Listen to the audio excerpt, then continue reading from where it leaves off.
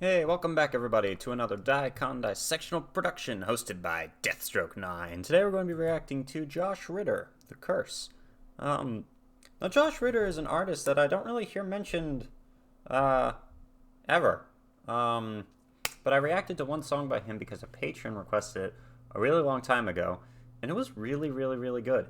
I'll leave the link to that reaction down below in the comments. The song was called The Temptation of Adam, which is not about what it sounds like it's about, and was really interesting, like story-wise. Musically, it sounded like almost a storyteller, songwriter type of song. But the lyrics were like telling about two people who are building bombs in a bunker, but they like each other. And then the guy is realizing that when they leave the bunker, they probably won't be together anymore. So he's like tempted, and it's very suggestive, but he's tempted to press the button and send the bombs out almost. It's a super weird song, and it had a very surprising story. So I'm checking out another song by him. Anyway, sorry for rambling on, but welcome to the channel if you're new here. My name's Daniel, and here we react to music, and I try to figure out what the music and the lyrics mean to me personally, and we just do some research on the songs and have a happy time. So, this song is called The Curse, and yeah, I'm excited to check it out. Let us begin. This song is not super long, so cool. Josh Ritter, The Curse. Yeah. 3, 2, 1.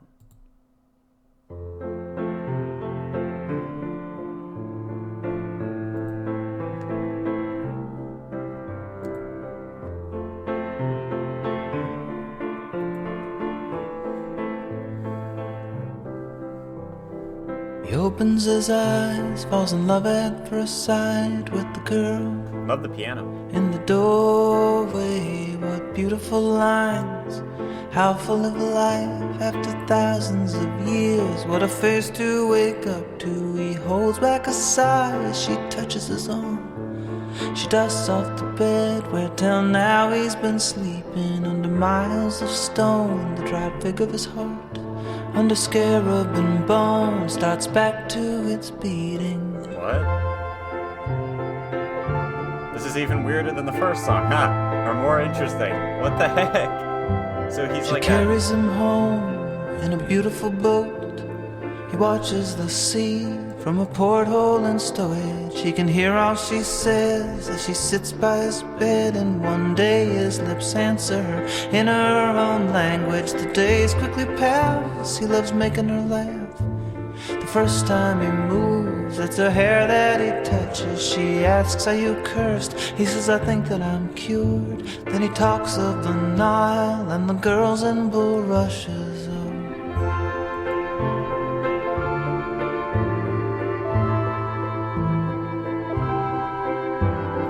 Gonna just pause it there. It's another like almost love song that's just okay. It's another almost love song that's like just such interesting circumstances. So here it sounds like maybe an archaeologist found a corpse that came to life and they fell in love or something.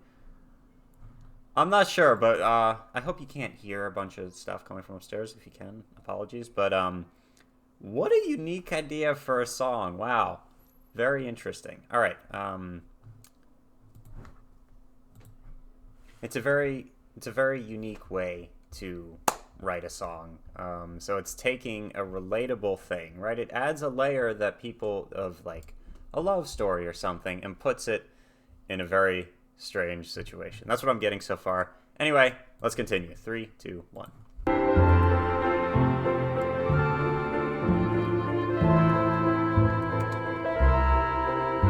In New York he is laid in a glass-covered case. He pretends he is dead. People crowd round to see him, but each night she comes round, and the two wander down the halls of the tomb that she calls a museum. Often he stops to rest, but then less and less. Then it's her that looks tired, staying up asking questions. He learns how to read from the papers that she is writing about him, and he makes corrections. That's his face on her book. More and more come to look. Families from Iowa, Upper West Siders. Then one day it's too much. He decides to get up and as chaos ensues, he walks outside to find her. She's using a cane and her face looks too pale, but she's happy to see him. As they walk, he supports her. She asks, are you cursed? But his answer's obscured in a sandstorm of flashbulbs and rowdy reporters.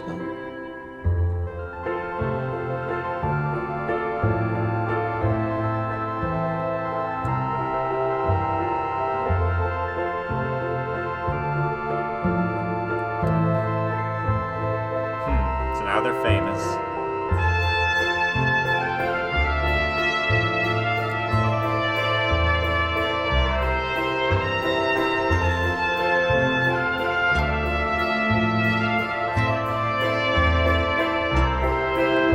Such reanimation, the two tour the nation. He gets out of limos, he meets other women. He speaks of her fondly, their nights in the museum. But she's just one more rag now, he's dragging behind him. She stops going out, she just lies there in bed, in hotels and whatever towns they are speaking. Then her face starts to set and her hands start to fold, and one day the drop figure of her heart stops its beating.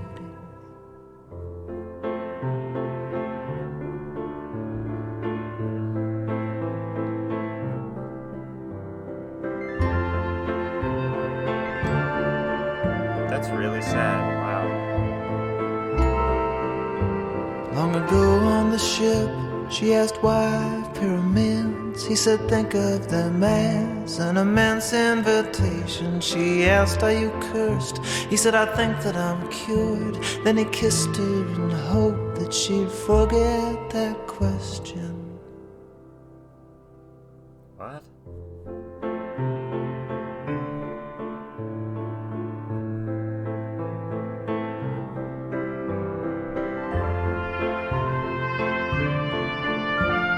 What? There's so much going on here. Wow. So did he kill her? Did he like make her die sooner or quicker? What the heck? What are the comments under this? I liked it. Very interesting. I listened to the song 1,000 times and I thought I knew what it meant, but today the lyrics just hit me again. What are the comments of that? What did you think it meant? Just out of curiosity. It means a mummy lives a lot of lives, too many years. A human lives just one. Okay. If by some miracle I make it through the first half of this song without bawling my freaking eyes out, then the specific part comes down like a guillotine every single time. Don't fall so in love with your work that you forget to live. That's what I got out of this song. That's actually very interesting. Okay. The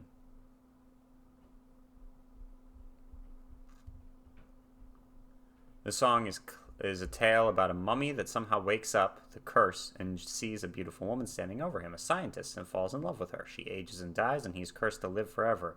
Very haunting, and I love the fairy tale quality of it. So original. Definitely, definitely original. Wow. This person says, I now think it's an analogy for how someone can theoretically be dead, can drain the life force of one who attempts to revive them, which they often do, but that purpose is served the rescuer because just one more rag that he's dragging behind her, and finds themselves in the same metaphorical tomb position as the one they sought out to save, lifeless and drained. Okay. It's referring to a mummy who is revived / reanimated by the love of a woman, but I think there's a parallel to be drawn between a woman helping / supporting a starving artist-musician type. What? There's a lot of interpretations to this song.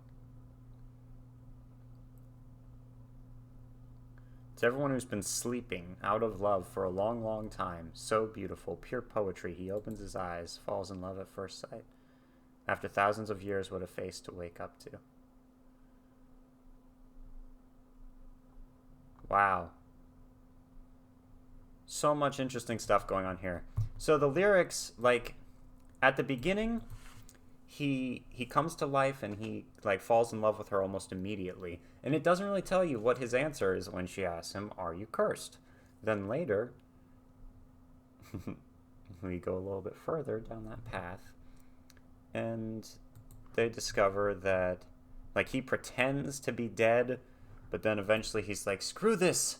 I'm not living. I need to get up and be free." And he goes to the woman, but by that point it's been a while, and she like it says she has a cane, right?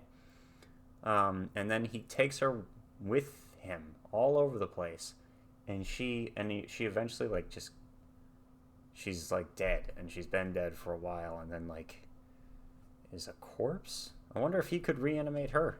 That'd be an interesting ending to the story.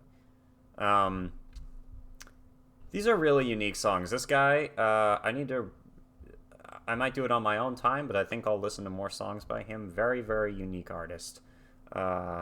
Anyway, thank you all very much for joining me. This is a little bit shorter of a video, but I quite enjoyed that song.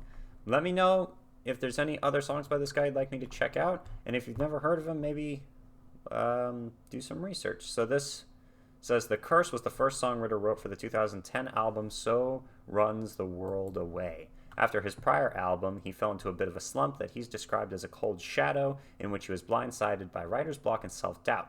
The curse came to him all of a sudden. He describes it as such. Then one night, lying awake and looking at the ceiling with the sound of taxis and garbage trucks trolling the streets outside our window, a story came. It wasn't just a verse, it was a story, whole, ripe for the writing, as if dropped from some apple tree down on my sleepless head." I love that reference. Okay, wow. It was, strangely enough, about a mummy and his malign love affair with an archaeologist. I got up, wrote it in the bathroom, sitting on the edge of the bathtub. Thought the story was fiendish, intense, and sad, and funny. I was proud of it. The pride I had in it propelled me forward in a rush, and I couldn't stop writing after that. From there, he said that the song served as the palette by which the other songs on the album can be painted. It propels him forward on the themes of 19th and early 20th century scientists, exploration, and varied relationships that carry throughout the other songs on the album.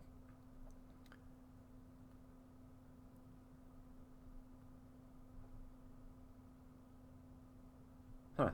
It also says that there's like a music video. Let me see if I can find the music video on YouTube. Josh Ritter, The Curse. Did I already copy and paste that? Yes, I did. Is there a music video? There is a music video. Wow. It's a weird puppety music video that has almost 1 million views, so that's pretty cool. Anyway, alright, thank you all for joining me. I hope I'll see you all again soon. And yeah, Deathstroke 9 out. Stay tuned for more videos.